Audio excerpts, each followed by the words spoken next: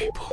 Masari, BK, Real Love, National Records, Tony Works, OGB, Remix.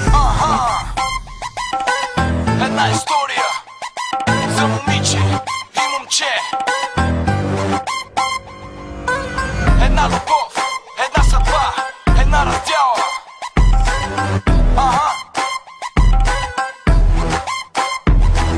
Защо винаги така се получава? Защо винаги любовта те предава? Защо момиче и едно момче ти обичаш, а тя пък не? Съдбата срещу теб пак се обръща. Искаш любовта, но тя не се връща. Пееш отново от другото момиче да прегърнеш, дори за миг очите и да зърнеш. Няма как да стане, тя дори не знае кой си. Трудно е да осъзнаеш, брато, сам пишеш и живееш само за нея. За теб тя е твоята любовна фея.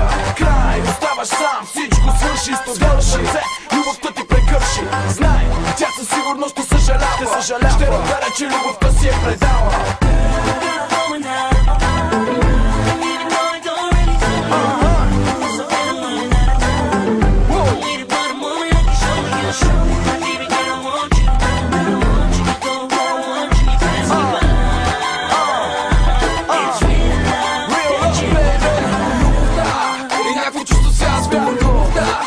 Чувството става въпрос за любовните игри, за него и нея, за техните мечти, за всичките проблеми и дилеми, за всичките чувства наранени, за всичко, което тя му обеща, но защо по дяволите се оказа лъжа. Мечта, която не се реализира, факт, при който мисълта ти блокира. Чувство на омраза и тъга, защо ли това е неговата съдба?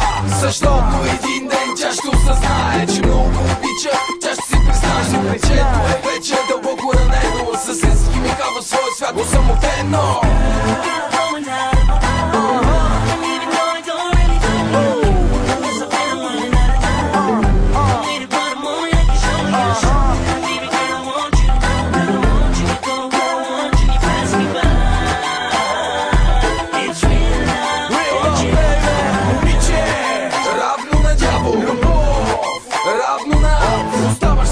Продължаваш да се бориш, чувствата си надълбоко искаш да заробиш. Ставаш роб на любовната илюзия, безпомощен си, защото ти загубя. В нашата история две души се